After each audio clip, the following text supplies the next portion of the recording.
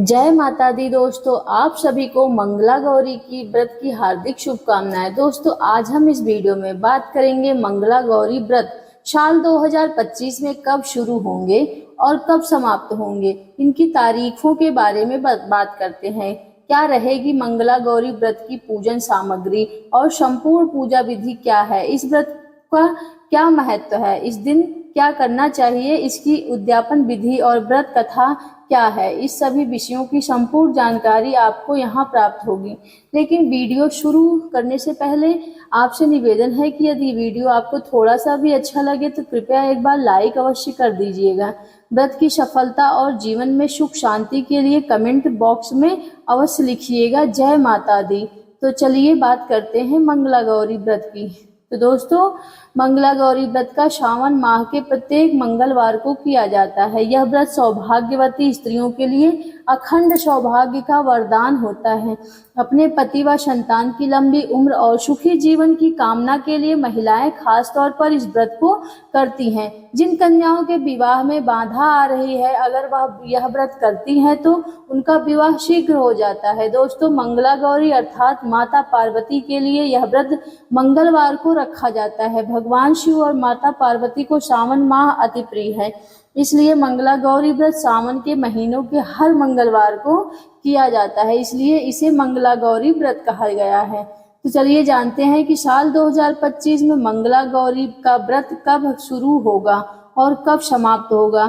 तो दोस्तों, साल 2025 में उत्तर भारत में यानी कि राजस्थान, उत्तर प्रदेश, मध्य प्रदेश, पंजाब, हिमाचल, छत्तीसगढ़, बिहार, झारखंड, इन सब जगह मंगला गौरी व्रत की तारीखें इस प्रकार हैं। आपको बता दें कि साल 2025 में इस बार सावन की शुरुआत 11 जुलाई 2025 दिन शुक्रवार से हो रही है और सावन की समाप्ति 9 अगस्त 2025 दिन शनिवार को होगी। इस साल सावन में 4 मंगला गौरी के व्रत पड़ेंगे और उनकी तारीखें इस प्रकार रहेंगी। पहला मंगला गौरी का व्रत 15 जुलाई यानी कि 2025 दिन मंगलवार को पड़ेगा। दूसरा मंगला गौरी व्रत का 22 जुलाई 2025 दिन मंगलवार को पड़ेगा। तीसरा मंगला गौरी व्रत 29 जुलाई 2025 दिन मंगलवार को पड़ेगा। चौथा मंगला गौरी व्रत 5 अगस्त 2025 दिन मंगलवार को पड़ेगा। इस साल दक्षिण भारत में जैसे आंध्र प्रदेश, तेलंगाना, गोवा, महाराष्ट्र, इन सब आदि राज्यों में मंगला गौरी व्रत की तारीखें इस प्रकार है।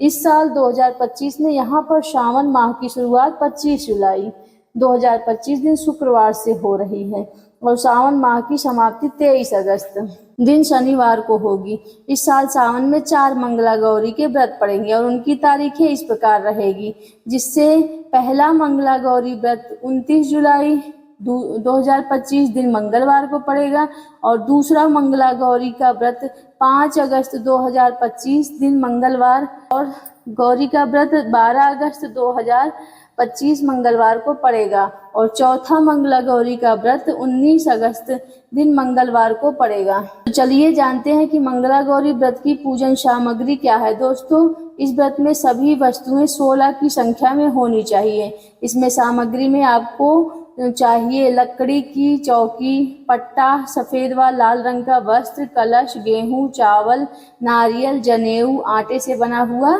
चौमुख, घी का दीपक जिसमें 12-16 बातियां होगी, साफ एवं पवित्र मिट्टी। माता गौरी की मूर्ति बनाने के लिए या फोटो या बनी हुई है मूर्ति की पूजा भी कर सकते हैं। अभिषेक के लिए साफ जल, पंचामृत, दूध, दही, शहद, घी, शक्कर, माता गौरी के लिए वस्त्र, मौली, रोली, अक्षत, हल्दी, सिंदूर, काजल, मेहंदी, 16 तरह के फूल, माला, पत्ते, आटे के लड्डू, फल और 5 तरह के मेवे, 16 पान, सुपारी, लौंग, इलायची, 1 सुहाग के पिटारी, जिसमें 16 आइटम होने चाहिए, जैसे साड़ी, सिंदूर, बिंदी, नथ, काजल, मेहंदी, कंघा, तेल, शीशा, 16 चूड़ियाँ, बिछुआ, पायल, नेल पॉलिश, लिपस्टिक, मंगलसूत्र, बालों का पिन, बैट आदि शामिल करते हैं। अपनी इच्छा के अनुसार प्रसाद व नैवेद्य में भी शामिल करें।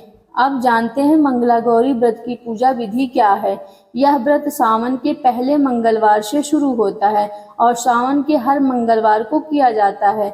इस व्रत में एक ही समय अन्न ग्रहण करके पूरे दिन मां पार्वती की आराधना की जाती है। इस दिन सर्वप्रथम नित्य कर्मों से निवृत्त होकर स्नान आदि करके कोरे या नए वस्त्र धारण करने चाहिए।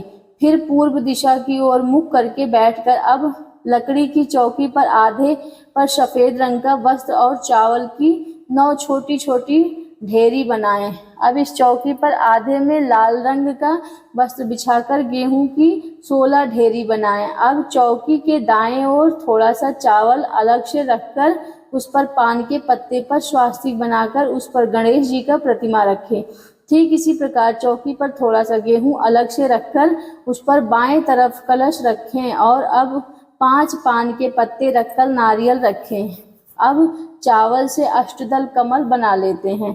उस पर चौमुख 16 बाती का दीपक स्थापित कर दे। इसके बाद सर्वप्रथम गणेश जी की विधिवत पूजा उन्हें कर वस्त्र स्वरूप जनेऊ, रोली, अक्षत, चंदन, सिंदूर, सुपारी, लौंग, सुपारी, फल, मेवा, दक्षिणा आदि चढ़ाते हैं। विधिवत पूजा करें। इसके बाद कलश का पूजन करें। श्री गणेश जी की पूजा के सामान ही करें। इसके बाद 16 बाती वाले दीपक की पूजा करें। उसके बाद चावल की जो 9 ढेरी है जिन्हें नवग्रह का स्वरूप माना जाता है और गेहूं की 16 ढेरी जो षोडश मातृका का स्वरूप है, इनकी विधिवत पूजा करें। तत्पश्चात माता गौरी की पूजा करें। सबसे पहले प्रतिमा को जल, दूध, पंचामृत से स्नान कराकर माता को वस्त्र धारण कराएं और उनका श्रृंगार करें। अब माता गौरी को रोली, चावल, सिंदूर, मेहंदी, काजल लगाते हैं। इसके बाद 16 तरह की सभी चीजें जैसे फूल, माला, फल, पत्ते, आटे के लड्डू, पान, सुपारी, लौंग, इलायची, मेवे, सप्त अनाज आदि अर्पित करें, प्रसाद चढ़ाएं। अब माता को सुहाग की पिटारी या श्रृंगार का सामान अर्पित करें। इसके बाद माता गौरी की विधिवत आरती करके पूजा को संपन्न करें। अब अंत में मंगला गौरी की कथा जरूर पढ़ें। कथा सुनने के बाद विवाहित महिलाएं अपनी सास नंद को 16 लड्डू रखकर कुछ धन के साथ देकर उनके पैर छूकर उनका आशीर्वाद लें। इसके बाद यही प्रसाद ब्राह्मण को भी दिया जाता है और अंतिम व्रत के दिन दूसरे दिन यानी बुधवार को देवी की प्रतिमा जो मिट्टी से बनाई है उसे किसी नदी या तालाब में विसर्जित करते हैं। तो दोस्तों इस व्रत को लगातार 5 वर्षों तक किया जाता है।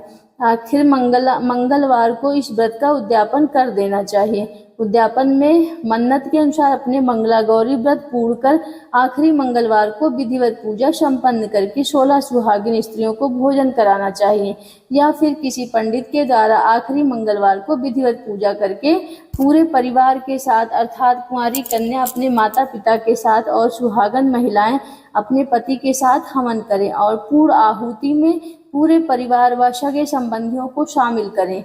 अब अंत में आरती करें। इस तरह से मंगला गौरी व्रत का उद्यापन किया जाता है। तो चलिए अब सुनते हैं मंगला गौरी व्रत की कथा, जो इस प्रकार है। प्राचीन काल में एक नगर में धर्मपाल नाम का एक सेठ अपनी पत्नी के साथ सुखपूर्वक जीवन यापन कर रहा था। उसके जीवन में धन वैभव की कोई कमी नहीं थी, किंतु उसे केवल एक ही बात सताती थी जो उसके दुख का कारण बनती थी कि उसके कोई भी संतान नहीं है, जिसके लिए वह खूब पूजा पाठ और दान पुण्य भी करता था। उसके इस अच्छे कर्मों से प्रसन्न हो भगवान की पूजा से एक पुत्र प्राप्त हुआ, लेकिन पुत्र की आयु अधिक नहीं थी। ज्योतिषियों के अनुसार उसका पुत्र 16 वर्ष में सांप के डसने से मृत्यु का ग्रास बन जाएगा। अपने पुत्र को कम आयु जानकर उसके पिता को बहुत ठेस पहुंची, लेकिन भाग्य को कौन बदल सकता है। आता उस सेठ ने सब कुछ भगवान के भरोसे छोड़ दिया और कुछ समय के पश्चात अपने पुत्र को विवाह एक योग्य संस्कारी कन्या से कर दिया। सौभाग्य से उस कन्या की माता सदैव मंगला गौरी के व्रत का पूजन किया करती थी, अतः इस व्रत के प्रभाव से उत्पन्न कन्या को अखंड सौभाग्यवती होने का आशीर्वाद प्राप्त हुआ था, जिसके परिणाम स्वरूप सेठ का पुत्र भी दीर्घायु को प्राप्त किया। तो बोलो मंगला गौरी की जय। दोस्तों यह जानकारी आपको अच्छी लगी तो कमेंट बॉक्स में जय माता दी जरूर लिखें। वीडियो थोड़ा भी अच्छा लगा हो तो कृपया वीडियो को लाइक अवश्य करें, शेयर करें और साथ ही हमारे चैनल प्रीति बस 999 को जरूर सब्सक्राइब करें। धन्यवाद।